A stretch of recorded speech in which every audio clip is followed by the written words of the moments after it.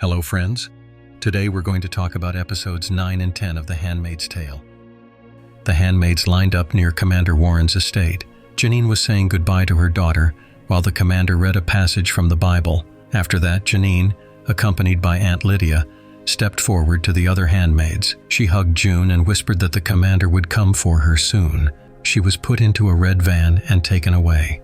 On the way back, June turned to Alma with a desire to help the resistance, but Alma pretended not to understand what she was talking about. Janine was brought to a new house. She was now the handmaid of Commander Daniel and Mrs. Monroe. She was afraid, as it was far from her previous master's home. Meanwhile, Mrs. Waterford was walking with Mrs. Putnam and her daughter Angela. Mrs. Putnam expressed her discontent, saying that it was difficult to live under the same roof with Janine. As usual, June went shopping with Offred, where she was intercepted by Alma. Alma gave June a task to return to a familiar club, find a girl named Rachel, and retrieve a package important to Mayday. It had to be done that very evening. That night, June went into the commander's office and suggested they repeat their adventurous date, reminding him about the club. He agreed, and they planned to go together once everyone was asleep. Behind the door, June could barely hold back her tears. Nick was their driver again, just like last time. It hurt him to watch June flirt with the commander.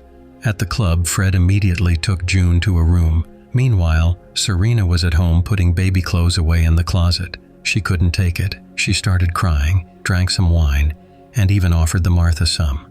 Rita remembered her son, who died in the war. The new commander, Daniel, came to the ceremony instead of Warren. Janine got scared and started resisting. She had a nervous breakdown. June, meanwhile, was with her commander. She lied, saying she enjoyed everything. Now she needed to find a way to get to the bar. Suddenly, Fred said he knew she hadn't come there out of nostalgia. He brought in Moira, whom he called Ruby. He claimed he saw them meeting in the bathroom the last time. Nick, at the same time, spoke with a Martha who had guessed that he was in love with the handmaid. Moira expressed her anger that June was risking her life for some package, but June wasn't going to give up. She had a daughter. Left alone, June broke down in tears. The commander came out of the shower and ordered her to pull herself together. When she returned home without the package, Serena greeted Fred with a forced smile, wished him good night, and went to bed. June was reminiscing about her past life, but she was awakened. Janine had escaped from the new house, kidnapped her daughter from the estate, and was about to jump off a bridge. She called Warren a liar. He had promised to run away with her and the baby, but didn't keep his word. The handmaids asked June to help convince Janine. Janine said she wasn't crazy. The world itself was insane. June believed her and whispered that one day everything would change, because there is always hope. Eventually, Janine handed her daughter to June and made her promise to tell Angela, that is, Charlotte, everything when she grew up. After that, Janine jumped. Everyone around was in shock. Mrs. Putnam took little Angela from June's arms. After the fall, Janine ended up in the hospital in critical condition. Aunt Lydia was constantly by her bedside. Commander Warren was summoned to a hearing. His wife hoped it would end with just a reprimand. But Mrs. Putnam ignored Serena's support and advised her to take a closer look at her own husband. After all, everyone knew what happened with their first handmaid. Men don't change. Furious, Serena returned home and walked into Fred's office. Meanwhile, June was at the store, where a shopkeeper unexpectedly handed her a package, saying he had saved it especially for her. She was forbidden to open it, but inside June found a note from Moira. From it, she learned that Moira had picked up the package from Rachel. Before meeting with the client, Moira took a sharp object with her. In the next scene, we see Moira escaping in the client's car. Her hands were covered in blood. Then the story shifts to the past. June, along with other women, is brought for the first time to the so-called Red Center. For even the slightest disobedience, the women were punished with electric shocks. Aunt Lydia and the other instructors brought June into a dark room, where they gave her a tag, the same as all the handmaids received. In the present, June returns home with the same package, which she later hides under the bathtub. But as soon as she leaves the room, Serena hits her hard. She had found the dress June wore when Fred took her to the club.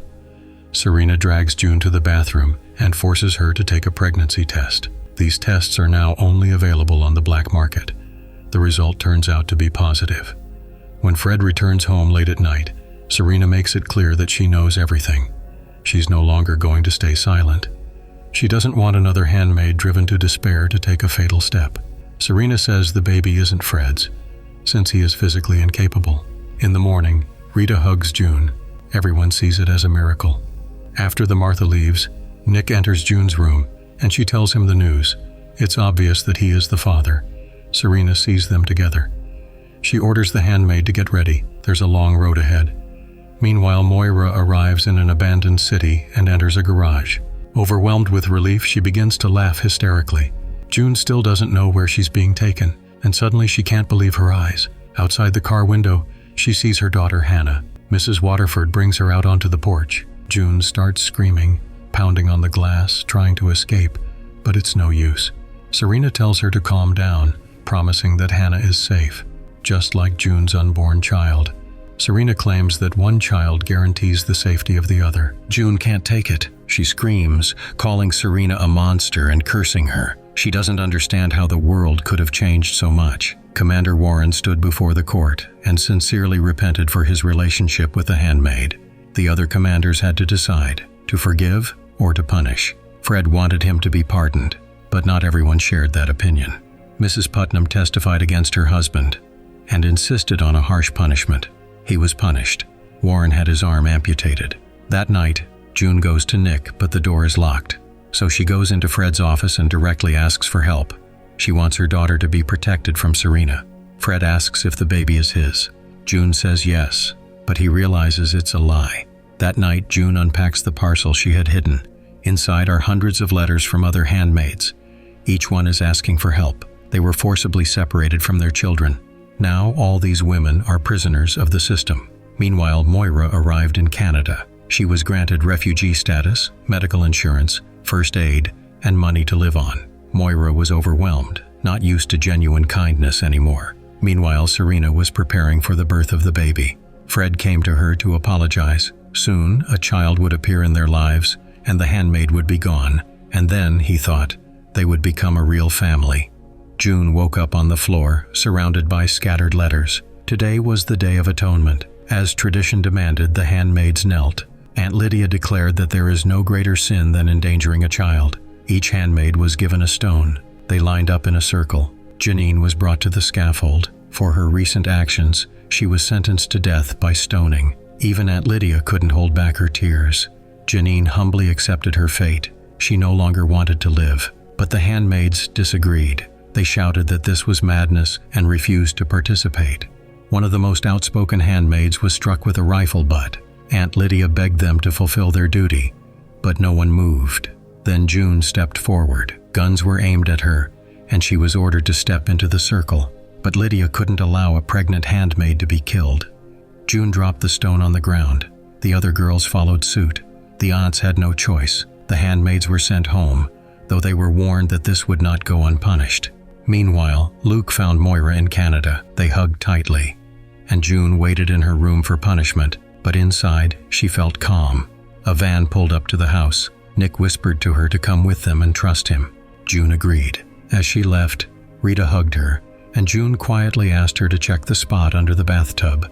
There, the Martha found the letters. Serena tried to stop the people, but it was useless. Even Fred was powerless. June got into the van without fear, wondering, is this the end or a new beginning? If you're curious to find out what happens next in The Handmaid's Tale, write about it in the comments, give a like, share the post, and don't forget to subscribe to the channel.